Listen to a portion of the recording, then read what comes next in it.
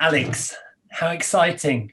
The Very day has exciting. finally arrived. Yes. The pandemic could not stop Helen and the Grandbees. Congratulations, Thank really, from you. everybody here. Superb. This is such a happy day, such a brilliant day. I've enjoyed reading the book over the weekend so much. You've done such an amazing job with it, Thank really. you. Beautiful book. Uh, quite traumatic. Um, Tissues needed at times. Beautifully drawn characters, but really superb. Lovely to be able to say that as a friend, as a reader, as a fellow author. Really, congratulations. So let's talk a little bit about the book, Alex. Why has it happened now? When did you realise you wanted to be a writer? So I've always written. Mum kind of brought me up to write. I remember being 6, walking past a tree, and Mum did a little stanza poem, and that meant that I was going to finish the poem with another 4 stanzas. I've still got that poem. And I've been blogging more recently since I was in London, thinking I didn't really have time to really put a book together, you know, the huge commitment of getting all those words on the page. But then one wintry evening, I sat down in front of a really moody TV show, and I had this map book that my husband had persuaded me to buy to encourage me to write. And I wrote a paragraph that was all the atmosphere of that moody evening. And I thought, oh no, let's just see if that goes anywhere. So then I wrote another few paragraphs that night, and by the end of the week, I'd written 20,000 words. And I thought, okay, at this point, it's time to commit. I'm writing a novel. And by then I was looking at edit your manuscript books, courses to go on with the intention of having it finished within the next 6 weeks, which in fact it did, but it needed a lot of editing from there. I mean, that's quite incredible. It really is. What made it this book? What inspired you to write this book about these characters? Where did you sort of draw those characters from? So for me, it's about looking. I'm very interested in characters. I'm very interested in people, how they interrelate, what makes their motivations, what makes them come across the way they come across.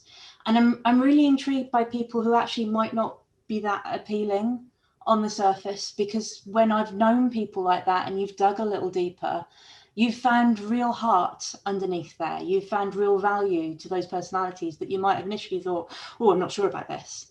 And so I'd had experiences, I've come across people with different experiences, and I'd seen sort of different dynamics between relationships. And they brew for me. I play around with them in my head. I think, well, what if this happened instead? And what happens here? And so there were lines of the novel going through my head before I knew I was going to write a novel.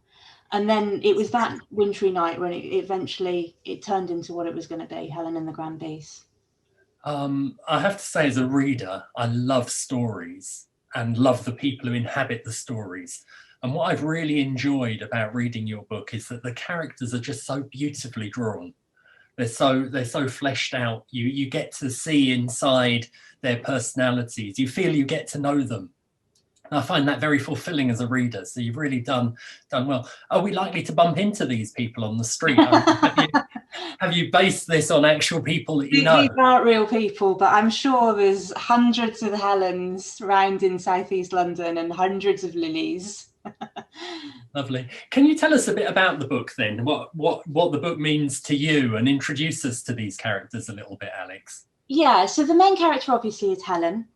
Helen's run away from home when she was very young and had a baby that she couldn't look after that was taken off her. And the novel really starts when that daughter, Lily, turns up on her doorstep 20 years later, wanting to find out who she is. Unfortunately, Helen's lived a very isolated life up to now. The comfort has been in the safety of her tiny little flat.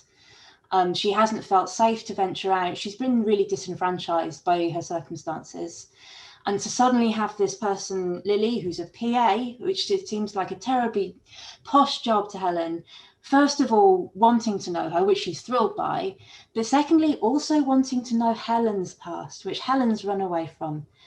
And Lily really brings chaos into Helen's life, not just through trying to hunt out who she is, but also by how she chooses to live her life, so contrary to the values that Helen really holds dear of loyalty and love. Oh, lovely. I mean, as you know, this is a theme that's very sort of close to my own heart. And I just thought you wrote with real insight and empathy about these difficult subjects, because you cover some tough stuff, don't you, Alex?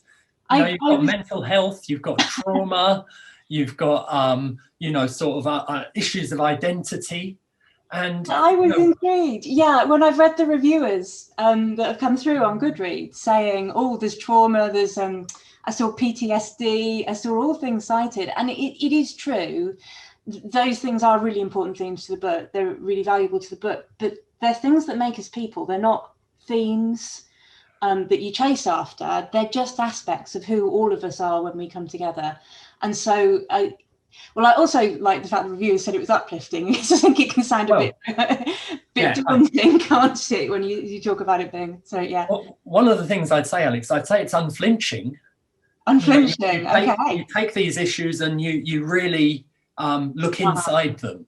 You don't sugarcoat it. But yes, you know, a very uplifting ending, and it has a lovely sort of feeling of completion about it as well. So it's a very satisfying read from that point of view.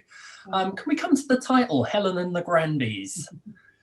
So Helen, when she falls pregnant with Lily, she doesn't know the birds and the bees. She's not educated this way. As I say, she's had a very disenfranchised background.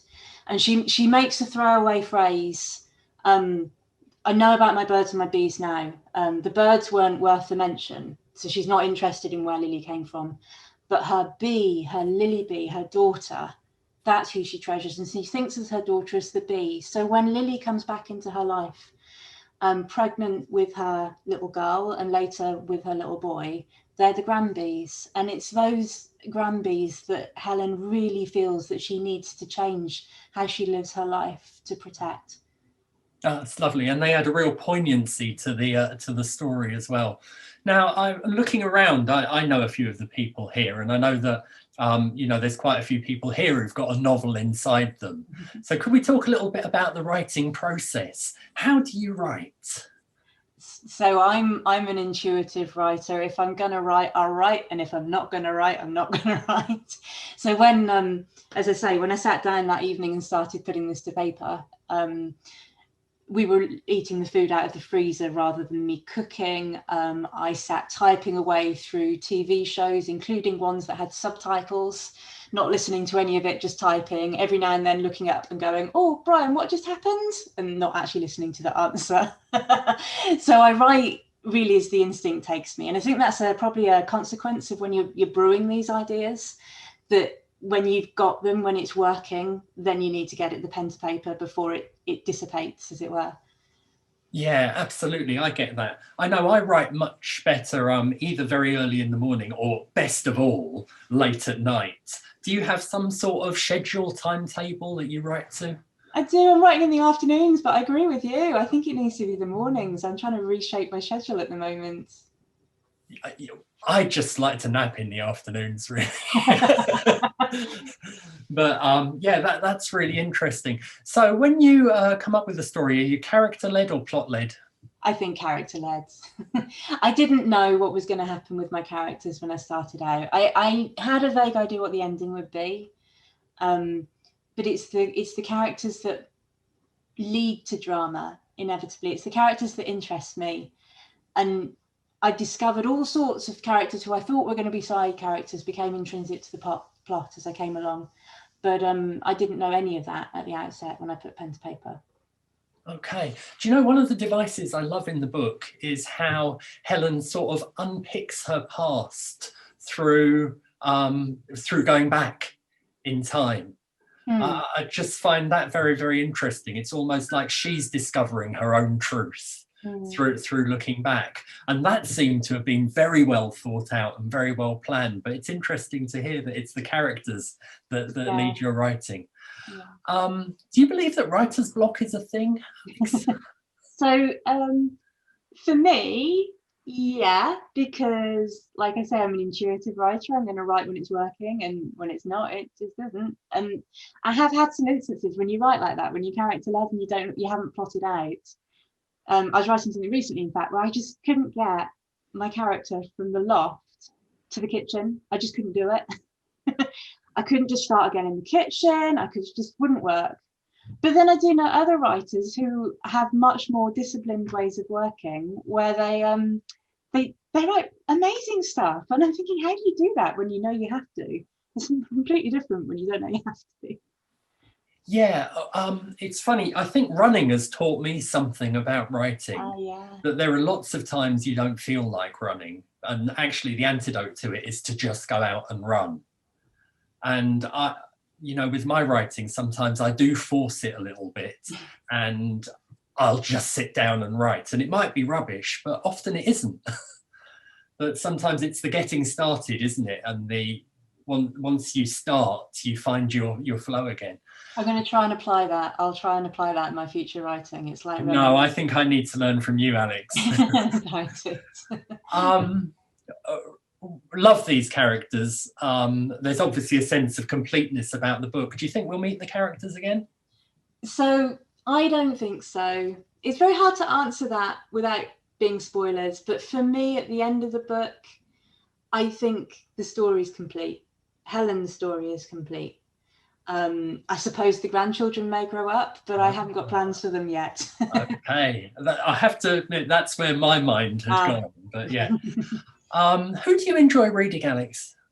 That's a really hard question, because I actually enjoy reading such a diverse range of books. So what I remember, the people I remember when I was sort of growing up and getting into writing and reading, two completely different ends of the spectrum. So I remember reading John Steinbeck, which you hardly ever hear about, to be honest, these days. But I found that's always stayed with me, his style of writing and the power of his writing. I don't think many people write like that anymore. And at the other end of the spectrum, sort of Daphne du Maurier, her plotting, her suspense.